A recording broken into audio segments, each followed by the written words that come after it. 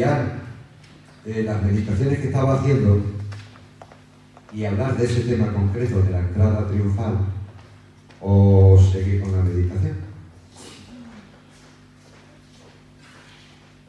Y vamos a irnos a Lucas 11, 1 al 3, porque al final pensé que lo mejor era santificar el nombre de Jesús.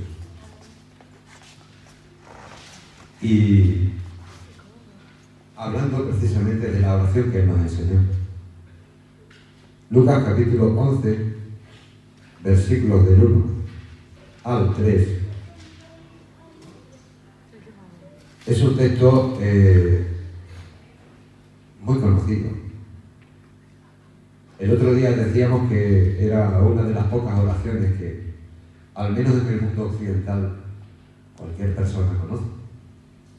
Y que precisamente por eso, porque como es una oración que se repite como un mantra continuamente, lleva a aquellas personas que no han conocido al Señor, a aquellos que no han conocido a Jesús, a hacerse ideas equivocadas acerca de su situación personal. ¿Por qué? Pues porque aún no han conocido a Jesús, aún no han confesado su nombre y aún no son hijos de Dios.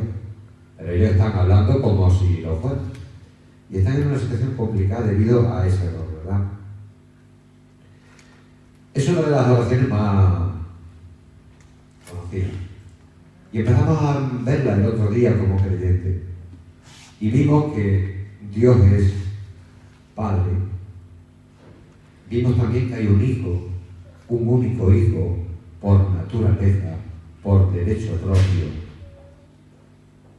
desde la eternidad. Y ese Hijo es diferente al resto de sus hijos, porque de hecho, la fe en ese Hijo Jesús, el confesar el nombre de ese Hijo Jesús, es lo que al resto de los hijos nos ha hecho hijos. A los que le recibieron, a los que creen en su nombre, le dio poder de ser hechos hijos de Dios. También vimos que la oración incluye la palabra nuestro. Y en la palabra nuestro quiere decir sencillamente que nosotros somos todos hermanos. Humanamente hablando, somos cada uno hijo de un padre y de una madre distinta, y cada uno tiene un apellido diferente. E incluso tiene una nacionalidad diferente. Pero en esta tierra, en tanto en cuanto tú confiesas el nombre de Jesús como Señor y como Salvador, Dios te adopta como hijo. Y cualquier otro que también confiesa que también ha sido salvado es tu hermano. Y vimos que Dios está en los cielos, y el hecho de que esté en los cielos no es una señal de que Dios esté alejado de sus hijos. Sencillamente es una señal de que Él es el Dios que tiene todo poder para bendecir a sus hijos, y al tiempo es el Dios que está siempre cuidando, velando y protegiendo a sus hijos. Cada palabra que viene en el Padre Nuestro, cada palabra que viene en el Padre Nuestro que durante toda nuestra vida hemos estado repitiendo, tiene una enseñanza. El Padre Nuestro no es una oración simplemente para ser repetida, que se puede. El Padre Nuestro es sobre todo, vamos a decirlo así, un esquema de cómo tiene que ser tu oración para que sea una oración de poder. Es una especie de lo que los predicadores llaman bosquejo. Es un bosquejo que te va guiando acerca de cómo debe ser tu oración para que sea efectiva, para que tenga poder. Y hoy vamos a entrar en la siguiente frase que aún no hemos tocado. El Señor Jesús dijo: cuando oréis, decid, Padre nuestro que estás en los cielos. Y aquí viene la segunda frase: santificado sea tu nombre. Santificado sea tu nombre. La Biblia dice, hermanos, que Dios busca adoradores que le adoren en espíritu y en verdad. Dios quiere. Dios no necesita, pero sí Dios se goza en buscar adoradores que le adoren en espíritu y en verdad. Bien, Esa es otra palabra para hablar de santificar. Algo que es santificado es algo que es declarado justo, que es declarado diferente, que es declarado santo, que es declarado no común, especial. Por eso aquí el Señor nos dice que cuando oremos debemos pedir al Señor, debemos pedir al Padre que su nombre sea santificado. Ahora bien, la palabra santificado, como os digo, es eso, que alguien sea declarado justo, santo, apartado, diferente. Y viene de la palabra santo. La palabra santo precisamente significa eso, apartado. Dios es santo. ¿Por qué? Porque está apartado de todas sus criaturas en términos, vamos, incomprensibles para nosotros. Hablamos de que una iglesia es santa, un edificio. ¿Por qué? Porque es diferente, está apartado del uso común. La mayoría de los edificios son dedicados o bien a la enseñanza, o bien a la vivienda, a que las personas moren en él, o bien a que vayan a trabajar. Pero una iglesia es un edificio santo dedicado como un uso exclusivo, que es el alabar, el bendecir, el exaltar, el adorar a Dios. Está apartado, es diferente al resto. Hablamos de un hombre santo, ¿por qué? Porque es un hombre que no es como los demás hombres. La mayoría de los hombres van a su bola, solo cuentan consigo mismos, solo viven para sí mismos. El creyente es un hombre santo porque va en otra dirección. El creyente es un hombre santo porque, entre otras cosas, tiene otra forma de ver las cosas. El creyente es un hombre santo porque quiere santificar el nombre de Dios. Es alguien diferente, es alguien apartado a los demás. Hablamos de un altar. Un altar es una mesa. Una mesa. ¿Y qué es lo que la hace diferente del resto de las mesas? Porque es una mesa dedicada para un uso específico. En el antiguo Israel, para las ceremonias de la ley en las que se alababa, se exaltaba, se adoraba, se santificaba el nombre de Dios. Santificar el nombre de Dios es reconocer que Dios es el santo, que Dios es el diferente, que Dios es el distinto. Y el distinto, el santo y el diferente, ¿comparado con qué? ¿En relación a qué? En relación al resto de sus criaturas. En relación al resto de sus criaturas. Si tú observas a los hombres, y si tú observas a Dios en su creación y al tiempo en lo que dice su palabra, tú te darás cuenta que Dios es santo, que Dios es apartado de los hombres precisamente porque no es como los hombres, es distinto, es diferente. El hombre ha sido creado, el hombre ha tenido un principio, no tendrá un final. Habrá quien se condene y habrá quien sea salvo. Y eso será por la eternidad. Pero el hombre ha tenido un comienzo. Yo tuve un comienzo el 23 de octubre del 61. Y todos y cada uno de vosotros habéis tenido un comienzo. Y eso os hace diferentes del que está al lado, que puede que haya nacido otro día u otro año. Pero en común tenemos un comienzo. Dios es diferente a nosotros, no tuvo comienzo, Él ha sido eterno. Los hombres somos limitados.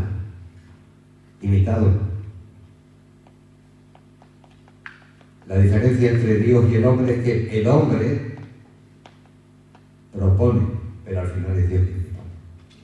Porque el hombre no tiene poder. El hombre puede desear, pero no siempre alcanza, porque el hombre no lo maneja todo, no lo domina todo, no lo sujeta todo.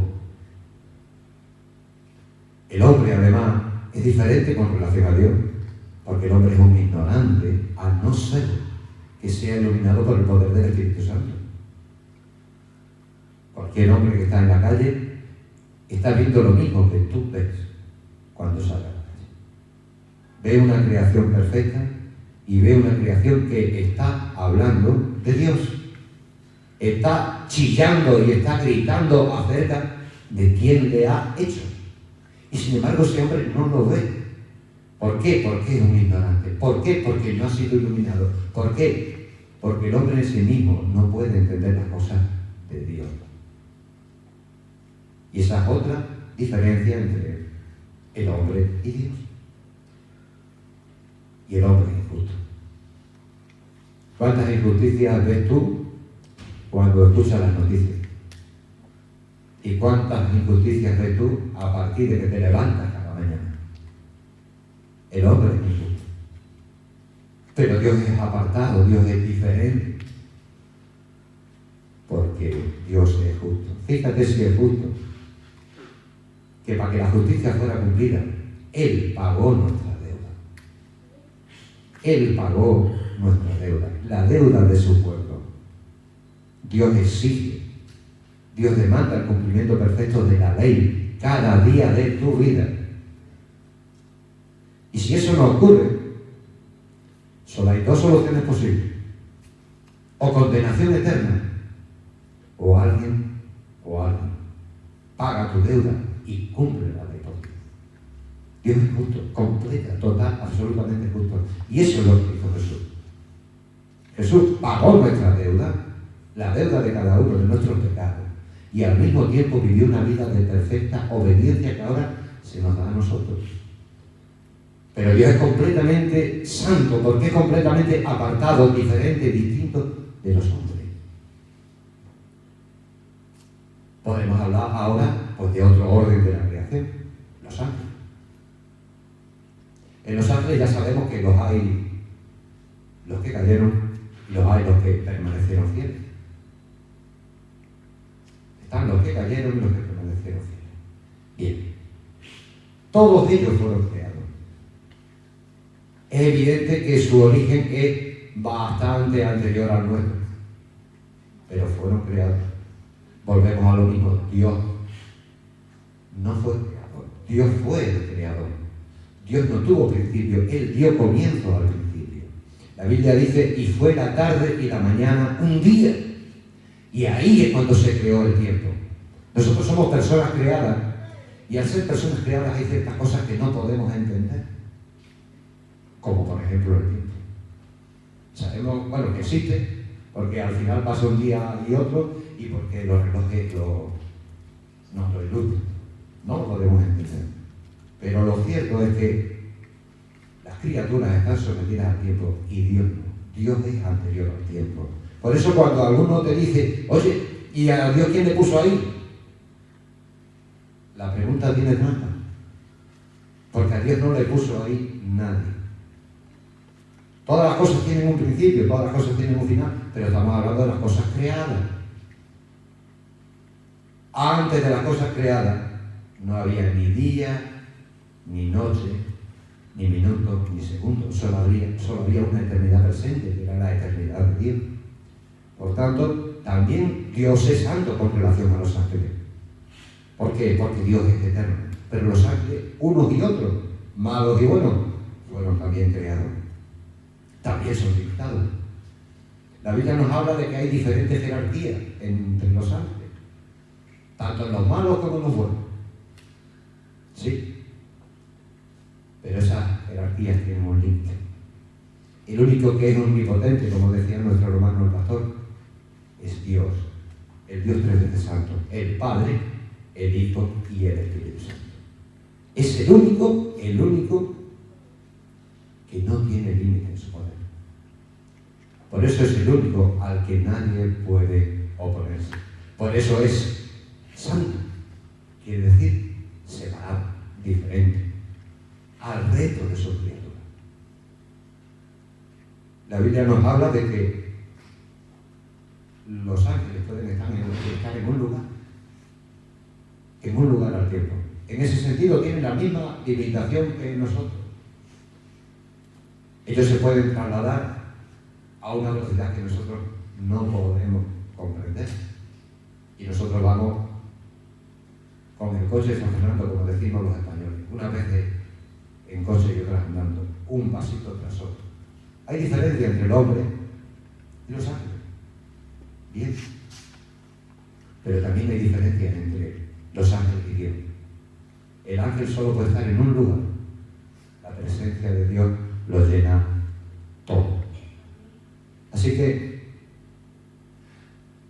la palabra santo, para que la comprendamos, está hablando de que Dios es diferente, completamente diferente al resto de sus criaturas. Y precisamente, esa realidad de que Dios es diferente es lo que hace que Dios merezca ser exaltado, que Dios merezca ser bendecido, que Dios merezca ser adorado, porque es que no hay otro como Él. Hombres hay muchos, ángeles también, pero solo hay uno que es eterno, solo hay uno que es amor, solo hay uno que es santo, solo hay uno que es todopoderoso, solo hay uno que te ha amado a ti desde antes de la fundación del mundo, en la eternidad, antes de que ni un solo ángel existiera. Y ese es Dios, el Dios que entregó a su Hijo para darte vida y para darte salvación, para ser tu Padre, para que tú puedas decir lo que dice esta oración que Jesús nos enseñó como modelo, como guía. Padre nuestro, solo hay uno, y ese es santo. Y a ese hay que santificar. Pero sigue el texto, si leemos, hermanos, y dice: cuando oréis, decid: Padre nuestro, que estás en los cielos, santificado. ¿Pero qué es lo que hay que santificar? Tu nombre. Santificado sea tu nombre. Pero el tema del nombre tiene miga. El tema del nombre tiene miga porque si no se conoce bien, puede inducir al error. Nosotros no somos judíos, nosotros somos todos gentiles. Y los gentiles tenemos diferentes razones para el tema de los nombres. Yo me acuerdo que yo puse a mis hijas el nombre de Sarai y el nombre de Lidia, sencillamente porque Sarai era la mujer de Abraham y era una de las héroes o heroínas de la fe de las que habla Hebreo. Y a Lidia porque fue la primera mujer en Europa que se convirtió al Señor. Esa normalmente es una de las razones que muchos padres creyentes tienen a la hora de ponerle a sus hijos un nombre determinado. Los inconversos ya se guían por otra cosa, suelen ponerle pues el nombre del padre, del abuelo, o del tío o de algún familiar, bien. Pero los judíos no tenían nuestra costumbre. Y además los judíos tenían bastante más conocimiento de la palabra y de Dios que nosotros, por lo menos hasta que el Señor Jesús vino y les enseñó esta oración: santificado sea tu nombre. Hay por ahí una secta que anda diciendo que Dios tiene un nombre y que si tú no invocas el nombre, pues resulta que tú no te puedes salvar. Y el nombre para ellos es Jehová, el nombre que viene en nuestra traducción. Que santificar el nombre de Dios es usar el nombre de Dios, usar ese nombre, usarlo para arriba y usarlo para abajo, pero la Biblia dice: no tomarás el nombre de Dios en vano. Por tanto, si el simple hecho de pronunciar una palabra es santificar el nombre, pues entonces no se estaría nunca tomando el nombre de Dios en vano. Lo que quiere decir que santificar el nombre de Dios no es tomar un nombre concreto y pronunciarlo. Santificar el nombre de Dios implica mucho más. Dios no necesita nombre. Dios no necesita nombre. Los hombres necesitan nombre para diferenciarse y para distinguirse unos de otros, porque somos todos aparentemente iguales. Los ángeles necesitan un nombre para distinguirse unos de otros, porque aunque haya diferentes esferas de poder entre ellos, no dejan de ser criaturas que abundan en su mundo. Dios no necesita nombre porque Dios es único en sí mismo. El nombre, cuando hablamos de Dios, no nos está diciendo, pues, otra cosa que su carácter, que su naturaleza, que su poder. Ese es el tema del nombre. Vámonos a Isaías 9:6. En Isaías 9:6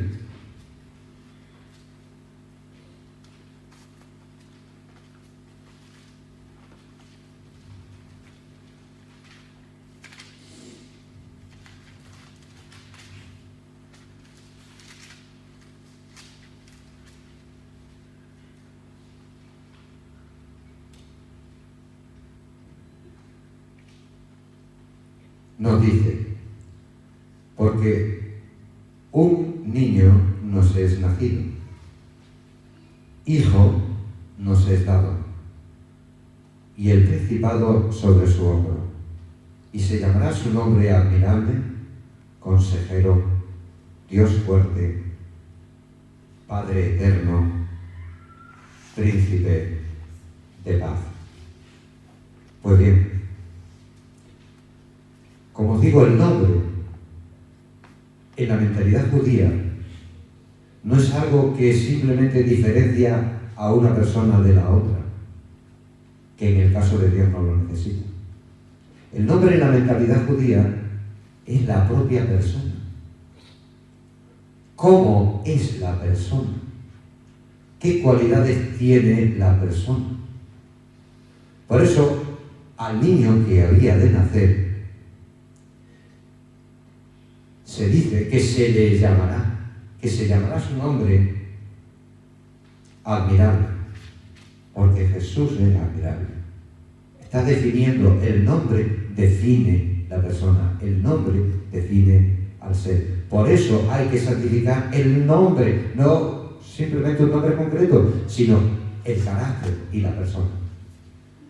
Admirable, consejero, Dios fuerte, Padre eterno, príncipe de paz. Entonces el nombre, en la mentalidad hebrea, te está diciendo la persona, cómo es la persona. De manera que santificar el nombre es conocer a la persona, saber cómo es la persona. Y porque tú sabes cómo es la persona, estás honrando a la persona. ¿Por qué podemos santificar el nombre de Dios? Porque Dios es amor, porque Dios es justicia, porque Dios es santo, porque Dios es bueno. Todo eso es el motivo por el que bendecimos y santificamos y adoramos su nombre. A Dios hay que adorarle por lo que Él es. Y cuando se habla del nombre se está hablando precisamente de eso. Santificar el nombre no es repetir un nombre, ni siquiera implica pronunciar el nombre, significa reconocer a Dios tal y como es. Santo, santo, santo, Jehová de los ejércitos. ¿Y cómo se santifica el nombre de Dios? ¿Tú cómo crees que se puede santificar el nombre de Dios? Pues hay varias cositas a tener en cuenta a la hora de santificar el nombre de Dios. La primera, tú no puedes santificar aquello que tú crees que no existe. O sea, si yo creo que alguien no existe, yo no le voy a dirigir la palabra. Pero si yo creo que Dios no existe, yo no voy a santificar su nombre. Por eso dice la Biblia que para acercarnos a Dios primero hay que creer que Él es, que Él existe y que además es galardonador de los que le buscan. Para santificar el nombre de Dios, tu primera certeza tiene que ser esa. Saber que Dios es, saber que Dios existe, saber que Dios está ahí. Tener esa plena certeza. ¿Te has parado a pensar alguna vez que la Biblia nunca intenta demostrar la existencia de Dios. Los hombres discuten que si Dios existe, que si Dios no existe. Los creyentes tratamos de aportar pruebas. Los ateos y los agnósticos tratan de negarla, unos con unos argumentos, otros con otros. Los nuestros son mejores porque son la palabra del propio interesado, la palabra de Dios. Pero los hombres intentamos eso, unos demostrar la existencia de Dios y otros negarla. Sin embargo, Dios no lo hace. La Biblia ya parte de un presupuesto, la Biblia ya parte de una verdad establecida, de un axioma. En el principio creó Dios. La Biblia no intenta demostrar la existencia de Dios porque la Biblia no lo necesita.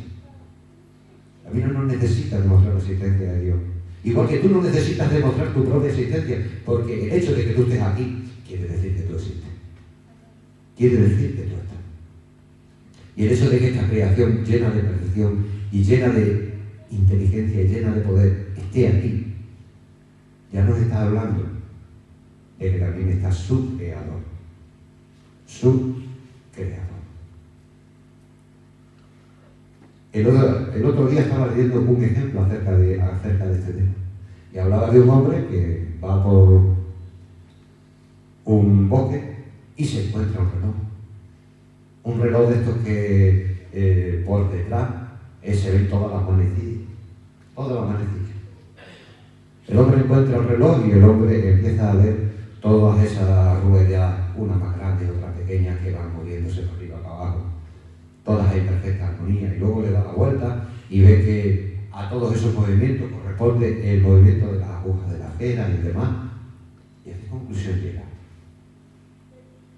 Llega sencillamente que en alguna parte hay o ha habido un relojero que ha hecho ese reloj.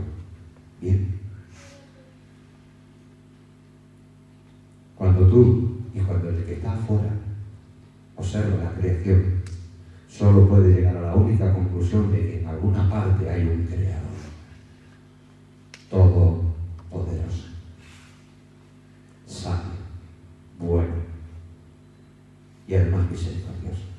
El tema está en que el que está afuera, porque no tiene un corazón regenerado, porque aún no ha sido iluminado, porque aún está en su rebeldía, no quiere reconocer esa realidad y la niega, por tanto no va a santificar el nombre de Dios. Pero la bendición para nosotros es que nosotros sí hemos sido regenerados. Hemos sido regenerados por el Espíritu Santo. Al creer en Jesús, Dios ha saltado, ha perdonado nuestra deuda. Dios nos hizo resucitar con Cristo.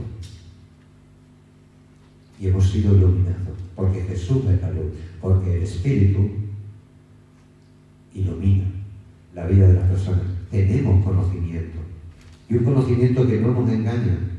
Y ese conocimiento nos lleva ¿a qué? A orar esta oración con un corazón sincero.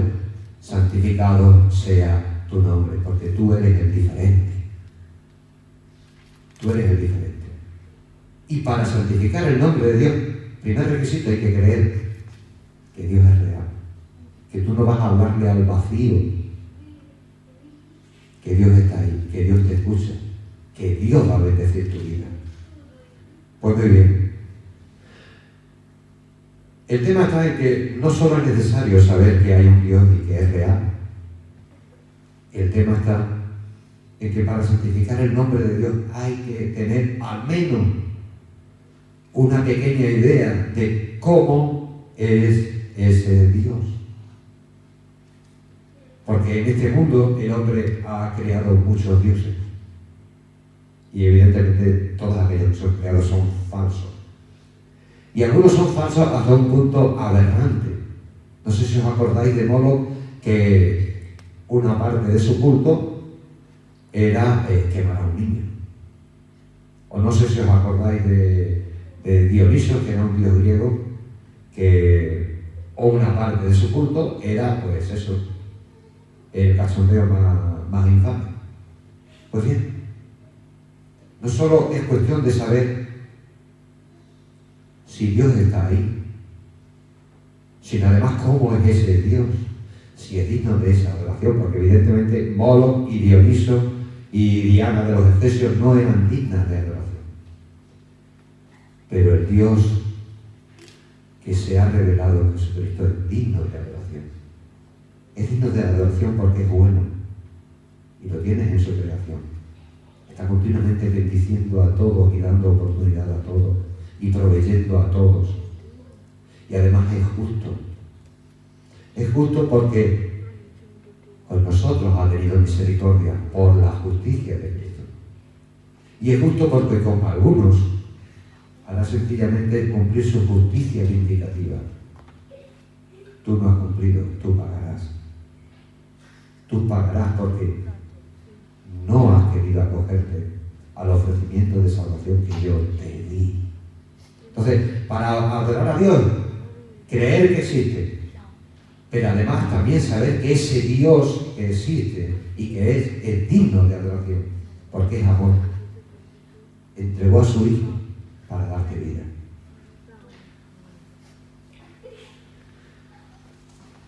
Para santificar el nombre de Dios, no solamente hay que creer que Dios existe, y no solamente hay que creer que Dios existe y es un Dios bueno. Hay que además tener un conocimiento y ser consciente de la realidad de la presencia de Dios en cada momento. Porque si no, solo lo vas a santificar y solo lo vas a adorar a ratos. Eso es lo que hace el mundo. El mundo, como no conoce a Dios, pero intuye que hay un Dios, va a la iglesia una vez a la semana o una vez al mes o una vez cuando hay un bautismo, cuando hay una boda o cuando hay un entierro, y trata de cumplir con Dios. Trata de cumplir con Dios en esos ratitos. ¿Sabe por qué? Tal vez porque piensa que Dios está en la iglesia. Es cierto que Dios está en la iglesia, pero Dios está en la iglesia como pueblo, porque cada creyente es templo del Espíritu Santo y ha sido sellado como el Espíritu Santo y por tanto Dios está con él. Pero es que de ahí ya va sacando una cosita. Para santificar el nombre de Dios tienes que estar completamente consciente de que en todo momento Dios te acompaña. Dios te acompaña y por tanto tú estás obligado a obedecer. Porque hay alguien más allá de los ojos humanos y hay alguien más allá de las paredes que te está observando. Que te está observando. Que quiere que tú le des a Él la gloria, que quiere que tú le des a Él la honra, que quiere que tú le des a Él la alabanza. Dios va contigo a todos los sitios. Dios va contigo a todos los sitios. La realidad de Dios no es el rato de la iglesia. La realidad de Dios es el rato de la iglesia. Es el tiempo que pasas comiendo con tu familia. Es el tiempo en el que estás trabajando. Por eso el creyente debe ser el mejor de los trabajadores posible y dar de sí todo lo posible en el trabajo. Dios te acompaña y la realidad de Dios también está en las cosas, en todas partes. Santificar el nombre de Dios es vivir con Dios y vivir para Dios. 24 horas al día, 7 días a la semana, 12 meses al año, hasta que Dios quiera y te lleve a su presencia. Eso es lo que tú estás pidiendo cuando estás orando el Padre Nuestro. Santificado sea tu nombre. Y para santificar el nombre de Dios, en esa realidad de la escuela, en esa realidad de la familia, en esa realidad donde Dios te ponga, hay un requisito imprescindible: sometimiento y obediencia. Sometimiento y obediencia. Y cuando hablamos de sometimiento y obediencia, hablamos de que Dios ha revelado su voluntad en su palabra. Hay ciertas cosas que tú y yo no podemos saber.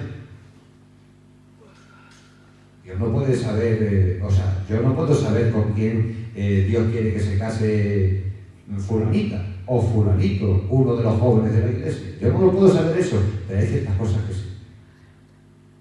La voluntad permisiva no la sabemos.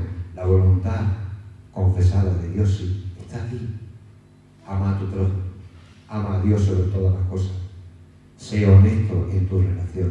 Sé honesto en tu trabajo. Glorifica a Dios continuamente.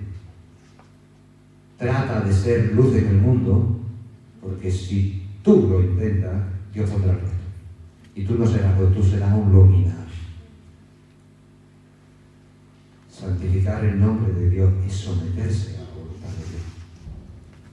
Es creer que Dios está dirigiendo tus pasos, que todas las cosas que están sucediendo en tu vida forman parte de su voluntad y son para tu bien.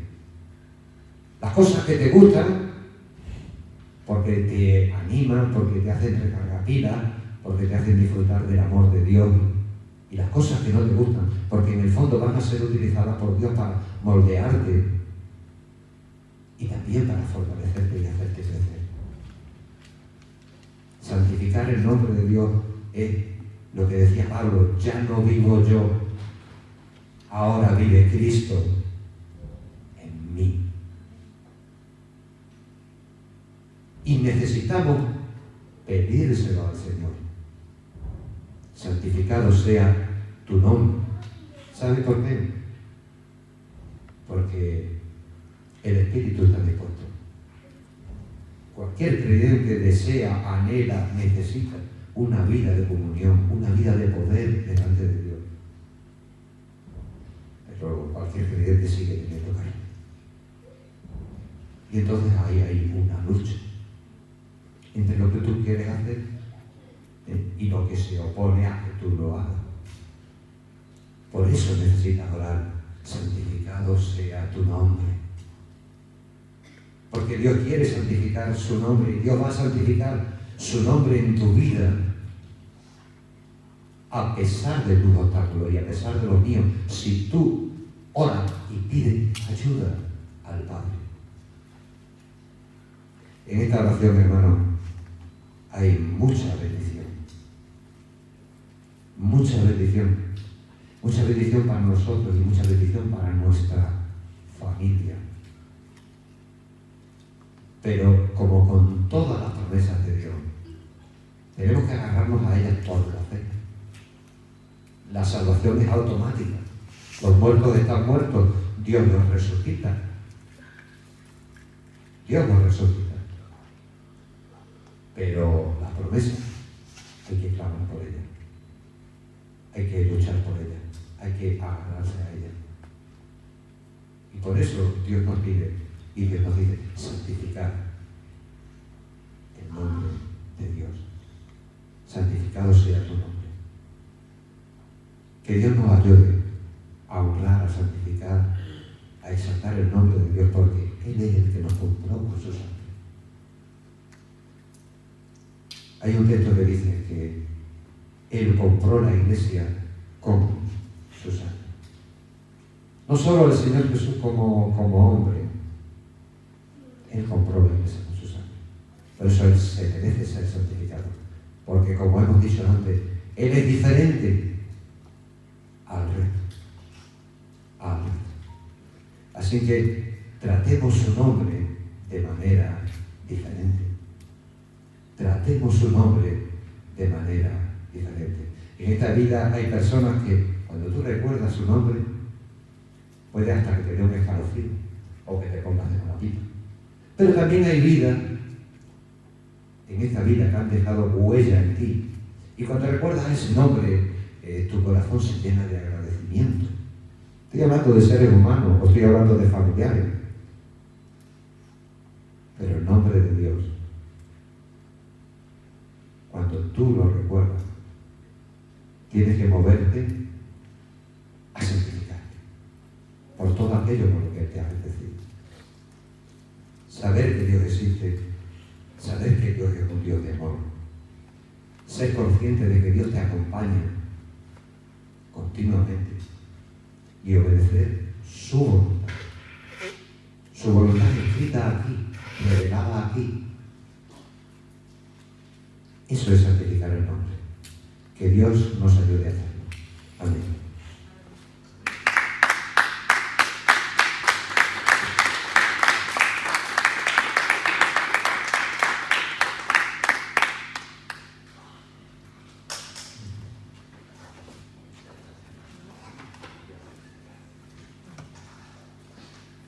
Amén, hermano. Una enseñanza muy bonita en esta mañana, ¿no? Que Dios nos enseña, hermano, a cómo empezar la oración cuando nosotros queremos invocar el nombre de Dios. Ahí está el bosquejo, hermano.